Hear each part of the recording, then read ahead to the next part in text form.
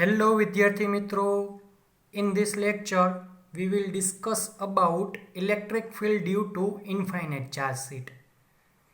કે કોઈ એક ઇન્ફાઇનાઇટ ચાર્જ શીટ લેવામાં આવે છે અને એ ઇન્ફાઇનાઇટ ચાર્જ શીટ ઉપર ઇલેક્ટ્રિક ચાર્જ પોઝિટિવ ચાર્જને યુનિફોર્મલી ડિસ્ટ્રીબ્યુટ કરવામાં આવેલું છે. તો આ ચાર્જ વડે કોઈ પણ પોઈન્ટ ઉપર ઇલેક્ટ્રિક ફિલ્ડની વેલ્યુ મેળવવાની છે. તો જુઓ, આ જે શીટ લેવામાં આવેલી છે એ શીટ હકીકતમાં ઇન્ફાઇનાઇટ છે. જેમ કે આ શીટ રાખવામાં આવેલી છે એના જેવી જ શીટ છે, પણ કેવી છે? ઇન્ફાઇનાઇટ છે. આવી રીતના ઊભી રાખવામાં આવેલી છે. તો આ ઇન્ફાઇનાઇટ શીટ ઉપર પોઝિટિવ ચાર્જ રાખવામાં આવેલો છે. તો પોઝિટિવ ચાર્જ વડે મળતી ઇલેક્ટ્રિક ફિલ્ડની વેલ્યુ મેળવી છે. તો સૌપ્રથમ આપણે પહેલો પોઈન્ટ જોઈએ કે કોઈ એક ચાર્જ વડે આજુબાજુમાં 2 3 ચાર્જ કે 5 ચાર્જ કે 6 7 ચાર્જ ડિસ્ટ્રીબ્યુટ થયેલા છે. તો એ ચાર્જ વડે આપણે ખબર, પોઝિટિવ ચાર્જ વડે ઇલેક્ટ્રિક ફિલ્ડની વેલ્યુ કેવી હોય છે? તો કે બધી બાજુ ડિસ્ટ્રીબ્યુટ થયેલી હોય છે યુનિફોર્મલી. તો થાય છે શું?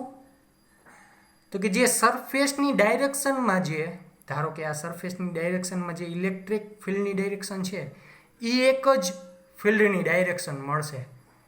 બાકીના બધા જ ફિલ્ડની ડાયરેક્શન એકબીજાને શું કરશે? કેન્સલ કરશે. એટલે કે આવી રીતના કેન્સલ થતી હોય તો આની સાથે આ કેન્સલ થતું હોય છે, એ જ રીતના આની સાથે આ કેન્સલ થતું હોય છે. એવી રીતના સામસામીની જે કેસ બનતા હોય છે બધા જ કેસ એ શું થાય છે? કેન્સલ થાય છે. કહેવાનો મતલબ શું છે? સિમ્પલ, આ જે ઇન્ફાઇનાઇટ ચાર્જ શીટ રાખવામાં આવેલી છે, ઇન્ફાઇનાઇટ ચાર્જ શીટ ઇન્ફાઇનાઇટ હોવાના લીધે આ શીટને પરપેન્ડિક્યુલર ઇલેક્ટ્રિક ફિલ્ડની ડાયરેક્શન હશે. Upper side of the surface electric field outward and lower side of the sheet electric field direction is the outward.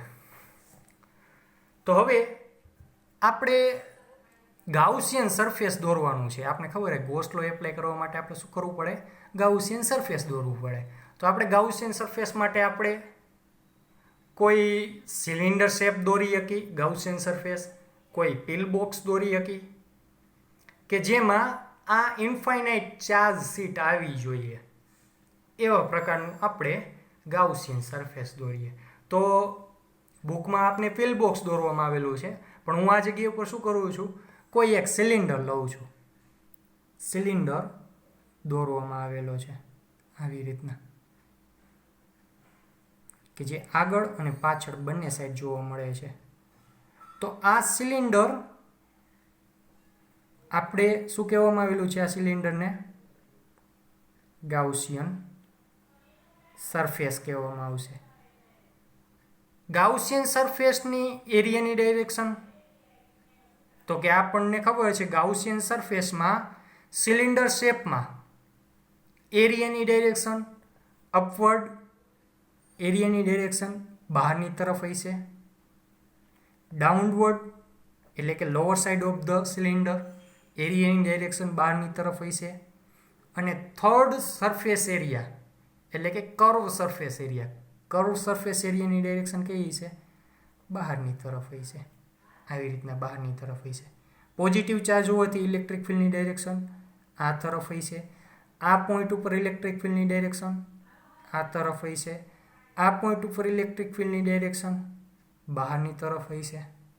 અહીંયા થીટા બરાબર 0 બને છે, અહીંયા થીટા બરાબર 0 બને છે, અને આ જગ્યા ઉપર થીટા બરાબર 90 બને છે. તો આપણે 2 પોઈન્ટ કન્સિડર કરી લીધેલા છે. ફર્સ્ટ પોઈન્ટ શું છે? Draw appropriate Gaussian surface. Second one is the direction of electric field and area. તો આ બંને વસ્તુ મેં દર્શાવી દીધેલી છે. હવે શું કરવાનું છે? તો કે હવે આગળ એપ્લાય ગાઉસિયન લો, એપ્લાય ગાઉસીસ લો શું છે? ગોસ લો શું દર્શાવે છે? ફ્લક્સની વેલ્યુ દર્શાવે ને. ફ્લક્સની વેલ્યુ એરિયા ઉપર આધાર રાખે. તો અહીંયા જુદી જુદા 3 એરિયા છે, 1 2 અને કર્વ સરફેસ એરિયા 3. તો આ 3 એરિયા ઉપર ફ્લક્સની વેલ્યુ મેળવવાની છે. તો હું 3 ફ્લક્સને હું શું કહી દઉં છું? φ1 φ2 અને φ3 તો ત્રણેય ફ્લક્સને હું એડ કરી દઉં એટલે કે φ1 + φ2 + φ3 ઇઝ ઇક્વલ ટુ શું લખીએ હું is equal to close integration of E into dA vector is equal to Q/ε0. તો આપણે E ઇન્ટુ dA વેક્ટરનું ઇન્ટિગ્રેશન લખવાની કંઈ જરૂર નથી, ડાયરેક્ટ લખીએ કે QENC/ε0 લખવું હોય તો લખીએ, કાંઈ એમાં કાંઈ પ્રોબ્લેમ નથી. હવે આગળ ત્રણ ફ્લક્સની વેલ્યુ મેળવવાની છે. તો નાવ the flux linked with curved surface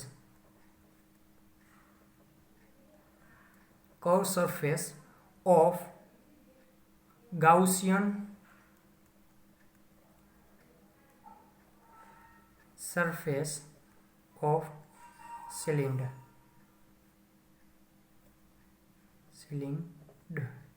તો શું બનશે? ફ્લક્સ 5 એને આપણે ફ્લક્સ 5 કહીશું. 5 is equal to close integration of E vector into dA vector. વેક્ટરને કાઢી નાખવામાં આવે તો closed integration of E into dA cos theta. cos theta એટલે બંને વચ્ચેનો એંગલ કેટલો બને છે? તો કે 90. cos 90 એટલે 0. તો ફ્લક્સ 5 ની વેલ્યુ કેવી મળે છે? 0. હવે બીજું આપણે શું મેળવવામાં આવશે? તો કે upper side of the Gaussian surface, the flux linked with upper side of Gaussian surface